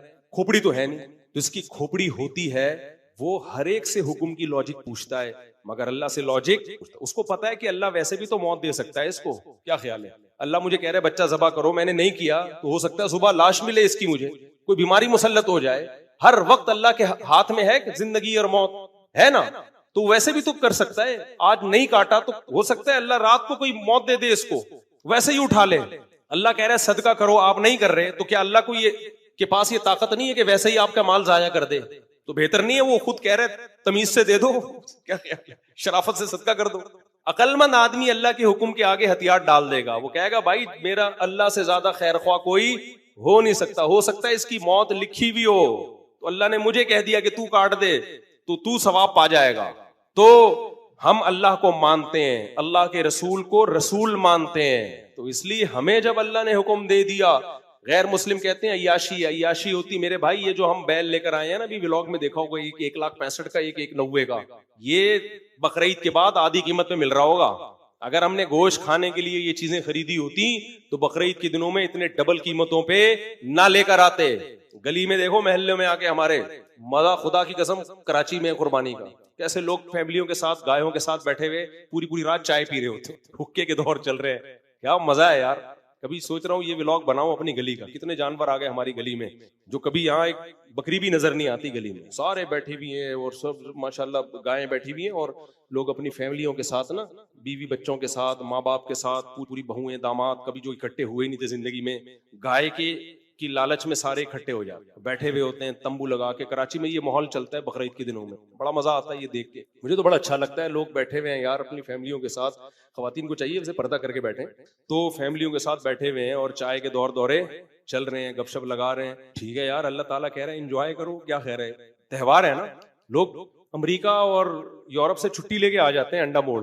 میرے دوست یو کے سے انڈا موڑ آئے ہوئے ہیں بقرعید میں، کہہ رہے ہیں یار وہ انجوائے یہاں ہوتا ہے، بقرعید وہاں نہیں ہوتی. تو اللہ نے حکم دیا کیا کرنا ہے بھائی. تو شیطان کو اللہ نے کہا تھا آدم کو سجدہ کرو. شیطان نے کیا کہا؟ بہت آسان حکم تھا، ایک سجدہ کر کے اڑ جاتا، شیطان نہ بنتا وہ. اس نے کہا کیوں، وائی، جتنا ٹائم میں سجدہ میں لگاؤں گا میں کسی غریب کی بچی کی شادی نہیں کرا دوں اس میں. لیکن اس سجدے کے انکار کی ایسی نحوست ہوئی ہے کہ اب شیطان کا کام غریبوں کی بچی کی شادیاں کرانا نہیں ہے، جن کی ہو چکی ہیں ان میں طلاقیں ڈلوانا ہے. کیونکہ حدیث میں آتا ہے کہ شیطان جتنا طلاق سے خوش ہوتا ہے اتنا کسی اور کام سے خوش نہیں ہوتا. کم بخت سجدہ کر لیتا نا، آج تو شادیاں کروا رہا ہوتا. تو یہ جو سیکولر لبرل طبقہ کہتا ہے نا کہ قربانی کرنے سے بہتر ہے غریب کی شادی کرا دو، بچیوں کی جہیز دلوا دو، یہ زبان سے تو یہ کہہ رہا ہوتا ہے، لیکن جو قربانی کے منکر ہیں ایسے لبرل سیکولر لوگ شادیاں کم کرواتے ہیں، طلاقیں زیادہ ڈالتے، کیونکہ یہ لڑکیوں کو آزاد بناتے ہیں، جاب کرو، ایکچولی تمہارا بھی حق ہے شوہر کی آنکھوں پہ ڈال کے بات کرنا، ساس ہوتی کیا ہے، اس کی کیا خدمت، گھرداری کیا ہوتی ہے، ترقی کرو، انگریز چاند پہ پہنچ گیا اور تم کچن سے باہر نہیں نکلتی، اس طرح کی باتیں کر کے باغی بناتے ہیں، اور گھروں میں کیا دلواتے ہیں، طلاقیں۔ پھر یہ نہیں کہ طلاق یافتہ کو راکٹ میں بٹھا کے چاند پہ پہنچا دیں، چاند پہ اس نے پھر بھی نہیں پہنچنا، پھر بھی توے پہ ہی بیٹھی ہوتی ہے بیچاری سارا دن۔ نہیں یاری میرا خیال ہے بات سمجھ میں کیسا جوڑا ہے نا میں نے لوگوں کو شیطان کے ساتھ، شیطان بھی حیران ہو رہا ہوگا یار ایسی ایکسپلینیشن میری آج تک کسی نے کی نہیں، اتنا اچھا شیطان کو اور شیطانی قوتوں کو ایکسپلین تو خود شیطان نے بھی نہیں کیا، تو ہم شیطان کے اگینسٹ ہیں، اس لیے ہم اتنا اچھا ایکسپلین کرتے ہیں۔ تو اس لیے میرے بھائی بس بات کو میں سمیٹ کے ختم کر رہا ہوں، وقت پورا ہو گیا ہے، تو اللہ میاں نے ہمیں حکم دیا کیا کرنا ہے بھائی، کاٹنا۔ تو اب ہمارے لیے تو لاجک گئی تیل لے، کہاں گئی تیل لے۔ ہاں غیر مسلم جو اعتراضات کرتے ہیں ان کو دو جواب دو، ایک تو یہ کہ بھائی تم اللہ کو مانو گے تو باقی چیزیں تمہاری سمجھ گی، جب تم مانتے ہی نہیں ہو تو پھر کیا تمہیں سمجھا، جو اللہ کو مانے گا تو پھر اللہ کی بھی مانے گا، جب تم اللہ ہی کو نہیں مان رہے پھر تمہیں کیا سمجھائیں۔ باقی یہ جانوروں پہ ظلم نہیں ہے، اس لیے ظلم نہیں ہے کہ اگر یہ جانور نہ کٹتے تو پھر اتنے پیدا بھی نہ ہوتے۔ یہ ایسے ہی ہے جیسے کوئی کہ فارمی مرغیوں پہ روزانہ ظلم ہوتا ہے، روزانہ لاکھوں کٹتی ہیں، او بھائی اگر یہ نہ کٹتی تو ان کی بریڈنگ ہوتی اتنی پیدا ہوتی۔ اگر گورنمنٹ پابندی لگا دے فارمی مرغی کے کٹنے پر تو سب سے پہلا پتہ ہے کیا نقصان ہوگا، فارمی مرغی تو کٹنے کے ظلم سے بچ جائے گی، لیکن فارمی مرغی کو لوگ کھلانا پلانا چھوڑ دیں گے، مرغی والے سب سے پہلے بولیں گے تجھے کس بیس پہ کھلاؤں میں، جب تو میرے کسی کام کی ہے نہیں، میں تجھے کاٹ کے نہ کھا سکتا ہوں نہ کھلا سکتا ہوں، تو وہ دانا پانی بند کرے گا، وہ بولے گا اس مہنگائی کے دور میں 2 بچے ہی اچھے تو 8 مرغیاں کیسے اچھی ہو گئیں جو کسی کام کی نہیں ہے، وہ کھلائے گا نہیں اس کو، اس سے وہ بھوکی مریں گی۔ جن علاقوں میں جانوروں کے ذبح کرنے پر پابندی ہے، آپ انڈیا میں جا کے دیکھو، یوٹیوب پہ دیکھو کیسے تڑپ تڑپ کے گائے مر رہی ہیں بھوک پیاس سے، کوئی رکھنے کے لیے، ماں تو کہہ دیا انہوں نے گائے کو، ماں والے حقوق نہیں دیے۔ آپ انڈیا ہی کے چینلوں پہ جا کے دیکھو ذرا کیسے بڈھی جانور، بڈھی گائے سڑکوں پہ پڑی ہوئی ہیں، بیماریوں میں مر رہی ہیں، تڑپ تڑپ کے مرتی ہیں، کیونکہ انسان کے لیے اس جانور کو کھلانا آسان نہیں ہے، اور ان کو جنگلوں میں بھی نہیں چھوڑ سکتے آپ، یہ جنگلی جانور نہیں ہے، جنگلوں میں چھوڑو گے تو کوئی اور کھا جائے گا ان کو، اور وہ درندہ کھائے گا تکلیف دے کے، اس سے بہتر تھا آپ ذبح کر کے آرام سے کھا جاتے اس کو۔ تو اگر ان جانوروں کو ذبح کرنا چھوڑ دیا جائے تو یہ بھوکے مریں گے، انسان ان پہ انویسٹ نہیں کرے گا، اور انڈیا میں مرتے ہیں، آپ انہی کے چینلوں پہ جا کے دیکھو، بوڑھی بوڑھی گائے ہو جاتی ہیں، کوئی پوچھنے والا نہیں ہوتا۔ جس سوسائٹی میں آج کل جو لبرل سیکولر کی سوسائٹی، بوڑھی ماں کو لوگ نہیں پوچھ رہے، جو سچی مچی کی ماں ہے، تو گائے جو آپ نے بنائی ہے اپنی ماں جس کو، اس کو کون پوچھے گا؟ وہاں جا کے جانوروں کے حالات تو دیکھو۔ پھر اس بڑھاپے میں اگر آپ کو مرنے سے پہلے کاٹ دو تو اب کیا وہ کسی کے کام کی نہیں ہے، اس کا گوشت کھانے کے قابل نہیں ہوتا۔ تو ان جانوروں کو جو اتنا پروٹوکول مل رہا ہے یہ اسی لیے کہ یہ اللہ کے نام پہ کٹتے ہیں، اگر کٹنا بند ہو جائیں تو یہ پروٹوکول ملنا بھی بند ہو جائے گا، تو نہ انسانوں کے کام آئیں گے نہ اپنے کام آئیں گے۔ یہ سمجھتے نہیں ہو بات کو، جب نہیں پڑھو گے رات کو تو نہیں سمجھو گے بات کو، یہ تو اللہ کا احسان ہے۔ اور پھر اس کائنات میں اصل مقصود انسان ہے، جانور نہیں۔ اگر جانور بھی مقصود ہوتا تو میک ڈونلڈ والوں سے ہم پوچھتے ہیں آپ کروڑوں مرغیاں کیوں کاٹ دیتے ہو، ان سے زندگی کا حق کیوں چھینتے ہو؟ ہم ایتھیسٹ سے پوچھتے ہیں، ملحدوں سے پوچھتے ہیں کہ کیوں کھاتے ہو گوشت تم؟ جتنا تمہیں زندہ رہنے کا حق ہے اتنا ہی انہیں۔ پھر گوشت کو بین الاقوامی سطح پہ پابندی ہونی چاہیے، جب وہ نہیں ہے، پوری دنیا میں جانوروں کا گوشت کاٹ کے کھایا جاتا ہے اپنا پیٹ بھرنے کے لیے، تو اگر خدا کے حکم پہ کاٹ دیا تو یہ کیسے ظلم ہو گیا میرے بھائی؟ اور وہ کاٹ کے بھی پھینکا نہیں جا رہا، کھایا بھی جا رہا ہے اور غریبوں کو کھلایا بھی جا رہا ہے۔ اور جو غریبوں کو اس سے کمانے کے جو سورس آف انکم، جو کمانے کے ذرائع بنتے ہیں، وہ تو بے تحاشا ہے۔ کتنا چارہ بکتا ہے، کتنا چارہ بکتا ہے، کسانوں کو فائدہ ہوتا ہے، چارے کے بزنس کرنے والوں کو فائدہ ہوتا ہے۔ پھر کتنے ہمارے ملک میں تو ویسے ہی بے روزگاری، اگر قربانی پہ پابندی لگا دیں تو لاکھوں لوگ اور زیادہ بے روزگار ہو جائیں گے۔ تو جانور پہلے ہے یا انسان پہلے ہے؟ انسان پہلے ہے۔ کتنے لوگ جانوروں کو پالتے ہیں، اس میں جانوروں پر بھی احسان ہوتا ہے، اور پھر اس کے بعد کتنے لوگوں کو رزق ملتا ہے۔ یہ سوراب گوٹ کی جو منڈی لگتی ہے کراچی میں، لوگ کہتے ہیں ایشیا کی سب سے بڑی منڈی، مجھے تو لگتا ہے دنیا کی سب سے بڑی منڈی ہے یہ، ختم ہی نہیں ہوتی، آپ چلتے چلے جاؤ۔ تو کیا یہاں صرف جانور کھڑے ہوئے ہیں یا انسان بھی ہیں؟ یہ جانور جب خرید کے لوگ گھر لے کے جائیں گے تو آپ کا پیٹ بھی بھرے گا، گوشت کھانے کو ملے گا، جن غریبوں کو آپ ڈیوائڈ کرو گے ان کا پیٹ بھی بھرے گا، اور جنہوں نے جانور پال کے بیچا ہے وہ صرف اپنا پیٹ بھرنے کے نہیں بلکہ اپنے خاندان کے 100 افراد کا پورے سال پیٹ بھرنے کے قابل بنتے ہیں۔ وہ سمجھتے نہیں ہو بات کو؟ اور صرف مسلمانوں کو فائدہ نہیں ہوتا، غیر مسلموں کو دبا کے فائدہ ہوتا ہے۔ حج کے موقع پہ جو بھیڑ آتے ہیں کہاں سے آتے ہیں؟ آسٹریلیا سے۔ جتنا حاجی ذبح کرتا ہے فائدہ، بہت بڑا فائدہ اس سے آسٹریلیا اٹھاتا ہے، جو کس پہ خرچ کرتا ہے؟ اپنی پبلک پہ۔ تو پبلک مسلم تھوڑی ہے، وہ تو زیادہ تر غیر مسلم ہے، سمجھتا نہیں ہے بات کو۔ ایک وقت چونکہ پورا ہو گیا، بس ایک بات سنا کے بات ختم کرتا ہوں۔ آپ کو پتا ہے یہ جو اللہ نے جنگلوں میں جانور رکھے ہیں نا، ان کی نسل کنٹرول کرنے کے لیے درندے پیدا کیے جنگلوں میں۔ تنزانیہ میں تھا، وہاں مجھے شکار کا بڑا شوق ہے، ہر جگہ ہی ہے، تنزانیہ میں تو بہت ہرن ہے۔ تو انہوں نے کہا مفتی صاحب ایک فلاں موسم میں آپ آئیے گا، ہرن کا شکار الاؤ ہے، خوب کرو شکار۔ میں نے کہا کیوں بھائی، اس سے تو جنگل کی نسل ختم ہو جائے گی۔ انہوں نے کہا نہیں، ہوتا یہ کہ یہ ہرن کی نسل اتنی بڑھتی ہے کہ اس کو کھانے کے لیے اتنے شیر جنگل میں ہے نہیں، تو اس سے جو جنگل کی زندگی کے ختم ہو، کیونکہ گھاس ہی ساری ختم ہو جائے گی۔ سمجھتے ہو کہ نہیں سمجھتے؟ تو اللہ نے خود ایک نظام بنایا ہے۔ آسٹریلیا میں 10,000 اونٹ کو شوٹ کیا ہے وہاں کی گورنمنٹ نے۔